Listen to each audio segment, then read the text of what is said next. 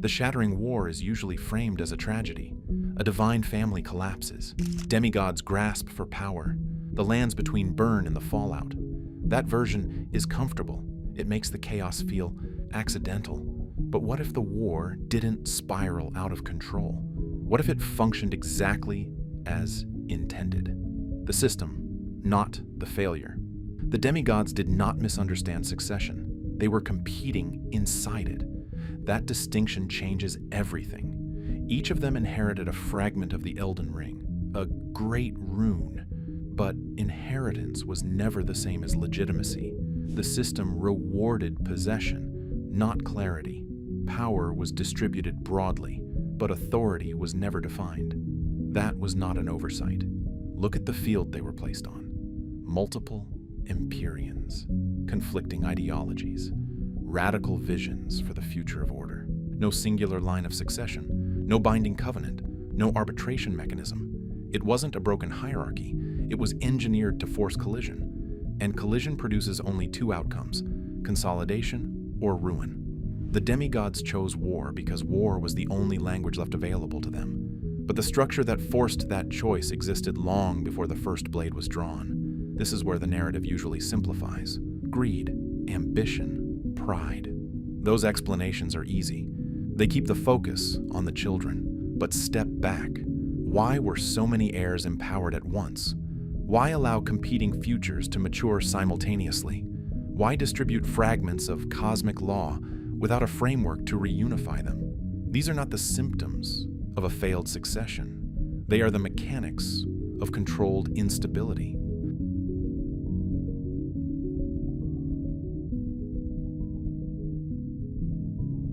Long before the Shattering War, the pattern was already visible. The first Elden Lord, Godfrey, conquered the lands between in the name of order. His campaigns were not symbolic, they were systematic. Giants were broken, stormlords fell.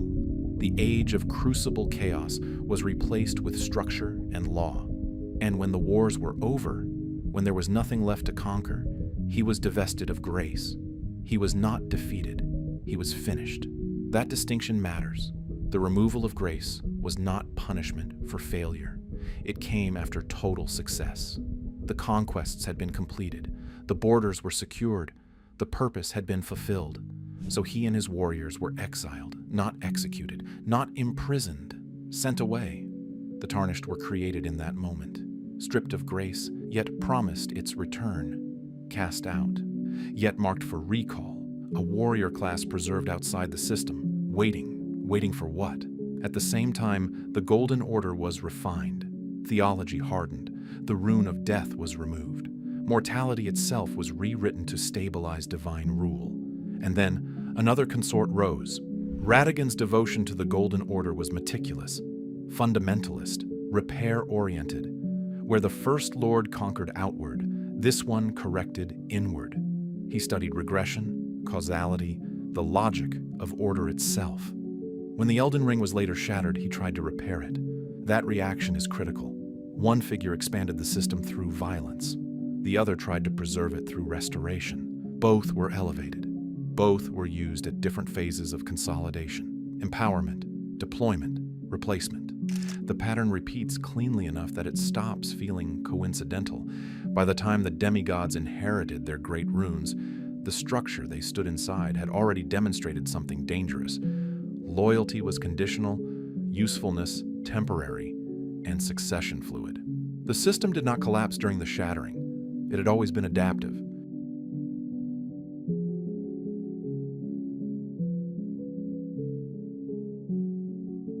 By the time the next generation rose, the structure was already unstable, not fragile, unstable. Godwyn stood as the golden heir, beloved, radiant, the visible continuation of divine authority. If succession were meant to be clean, it could have passed through him. It did not. Instead, multiple Empyreans were recognized simultaneously. That word matters.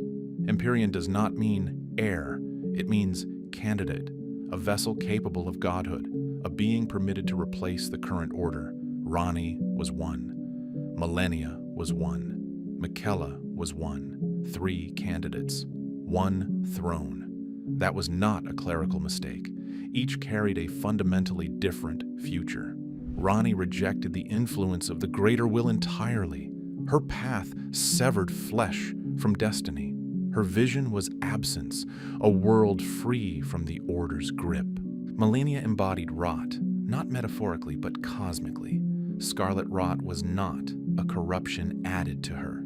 It was part of her design, a living apocalypse held in check by will alone. Miquella pursued unalloyed gold, an attempt to refine divinity without outer influence, a correction to the system itself, purity through isolation. These were not variations on a theme. They were ideological fractures given form. And then there were the others. Radon, master of gravitational sorcery, holding back the very movement of the stars, freezing fate itself in place, so nothing could change. Rykard, who turned to blasphemy and allowed himself to be consumed in pursuit of a new order devouring the old. No single lineage was clarified. No hierarchy of legitimacy was codified. Each demigod was empowered with a great rune, fragments of order itself, and left to interpret what that authority meant. Succession was never clarified because clarification would have prevented collision, and collision was the point. If only one Empyrean had been raised, rivalry could have been contained. If one vision had been endorsed, deviation could have been punished. Instead, incompatible futures were allowed to mature in parallel. Why empower children who openly reject the system they are born into? Why allow rivals to gather strength rather than discipline them early? These questions linger because they resist a simple answer, but the pattern is becoming harder to ignore. This was not a family drifting toward war. It was engineered to force it.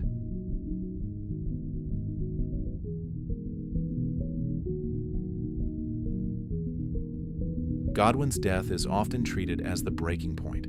A grieving mother, a shattered ring, a world plunged into chaos. That version is clean. It assigns emotion to catastrophe. But look closer at the sequence. The Night of the Black Knives was not random violence. It required coordination, stolen fragments of destined death, and assassins tied to a hidden lineage. Ranni discarded her flesh in the same moment Godwyn's soul was slain. 2 divine deaths. 1 ritual night. That is not coincidence. When the Elden Ring was shattered, it was not done in secret. It was done at the heart of order itself. A public rupture, a visible fracture in cosmic law, and Radagon tried to repair it. That reaction is critical. One will break the ring, another will attempt to mend it, inside the same body. When Marika shattered the Elden Ring, it was not an uncontrolled outburst. The act required force, intent, and acceptance of consequence. The hammer strikes were deliberate. The fracture was total. The ring was not shattered in despair. It was shattered in decision. The difference matters. If grief were the sole motive, the act ends there, an explosion of emotion. But shattering the ring ensured something very specific. Its fragments would disperse, and those fragments would be claimed. The demigods did not steal power in the aftermath. They inherited it. Great runes gravitated toward them as rightful holders. The system recognized their claim. The war that followed was not a scramble for scraps. It was a contest between sanctioned bearers of fractured law. And that distinction is uncomfortable, because it suggests the fracture was not meant to destroy the hierarchy. It was meant to force it into open conflict. The Shattering War did not begin with ambition. It began with authorization.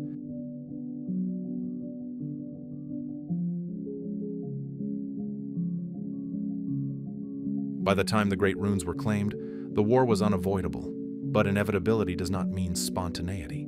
Millennia marched south to Caelid, not to conquer territory, but to confront Radon directly. 2 prodigies of war, 2 great rune holders. Their clash did not resolve succession. It annihilated a continent. Scarlet Rot bloomed twice until Caelid became a permanent wound. She did not win. He did not win. The land lost. That outcome is revealing. Radon held the stars in stasis.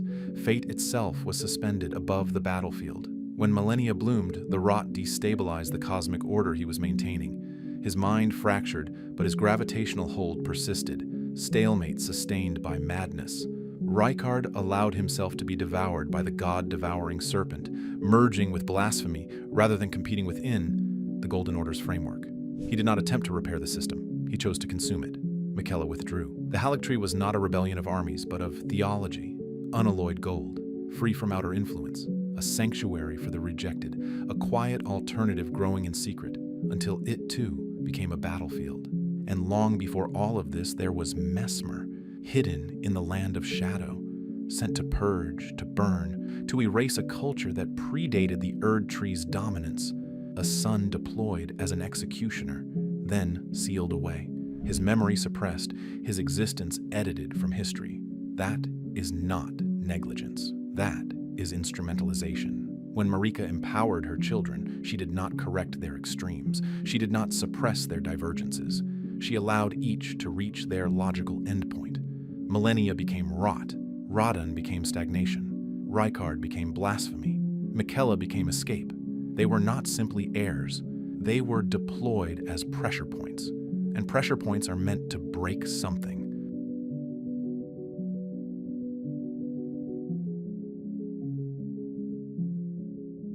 If this way of looking at the Golden Order speaks to you, you're already part of the conversation. Subscribing just makes it easier to continue. By the height of the Shattering War, every major contender was compromised. Millennia was scarred by her own bloom, retreating into rot sleep in Elphael. Radon was reduced to a beast clinging to gravitational instinct, eating corpses on a poisoned beach. Rykard had dissolved into the hunger of a serpent god, consuming champions in endless cycles. Miquella lay cocooned in the Haligtree, vulnerable, unfinished, waiting for a transformation that would never complete. No throne was claimed. No order was restored. The war did not produce a victor. It produced paralysis. That outcome is too symmetrical to ignore. If the goal had been simple succession, one would have prevailed. If the goal had been preservation, intervention would have come early. Instead, each conflict escalated until the participants were neutralized. Not dead, neutralized. Radon still held the stars, but without agency. Millennia still lived, but withdrew into decay. Rykard still devoured, but was contained. Miquella still dreamed, but was absent. A board filled with pieces that could no longer move decisively. And then grace returned to the Tarnished. Exiles once stripped of divine favor began to see guidance again. Warriors long removed from the lands between were called back into it. The recall did not happen at the beginning of the crisis. It happened after Stalemate. That timing matters.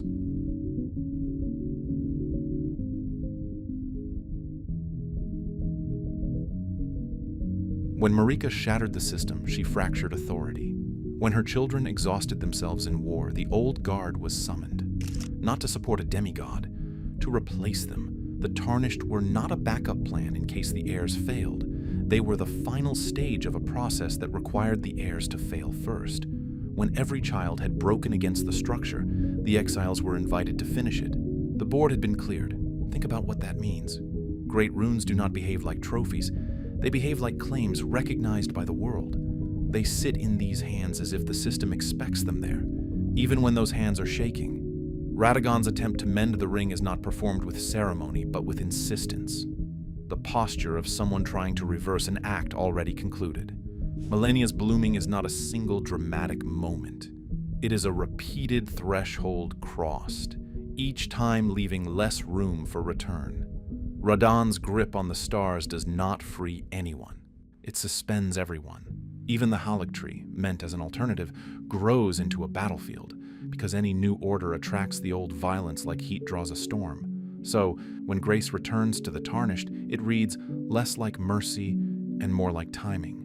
The exiles are summoned after the demonstration is complete, after every internal heir has shown in public the limits of their inheritance.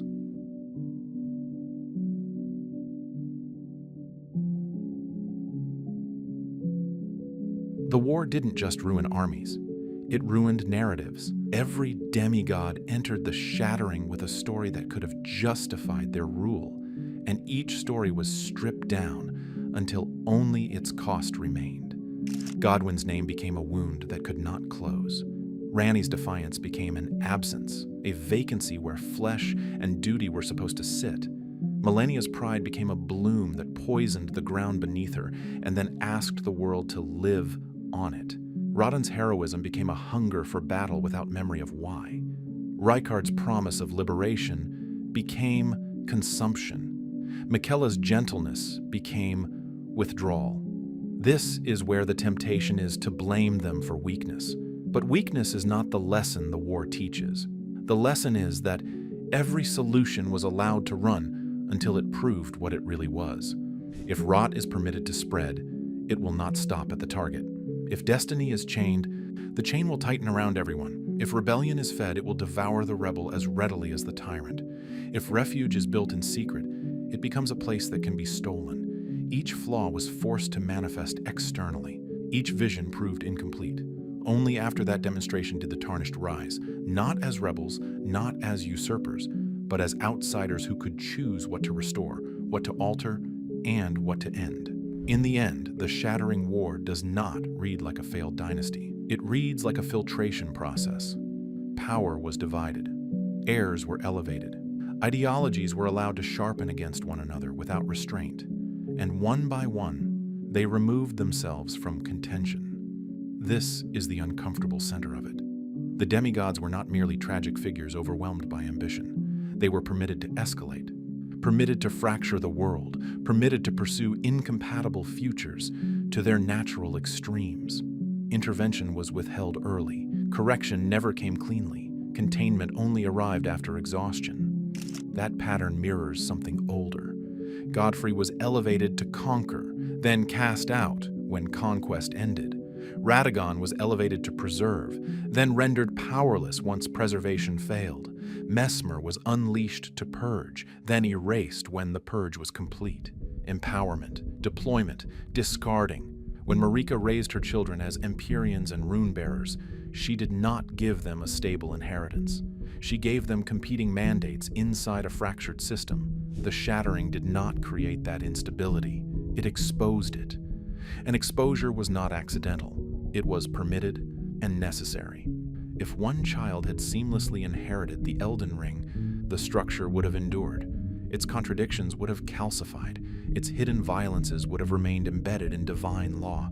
Instead, those contradictions were forced into the open. Rot consumed a continent. Blasphemy took physical form. Stagnation froze the stars. Escape sought to abandon the system entirely. Each flaw manifested. Each vision proved insufficient. And only then, only after every inherited claim had exhausted itself, were outsiders permitted to choose. That is the legacy of strategic motherhood in the lands between. Not nurture, not unity, selection through collapse. The Shattering was never a moment of loss. It was a calculated transition. The lands between paid the price. The question is whether that price was always part of the design.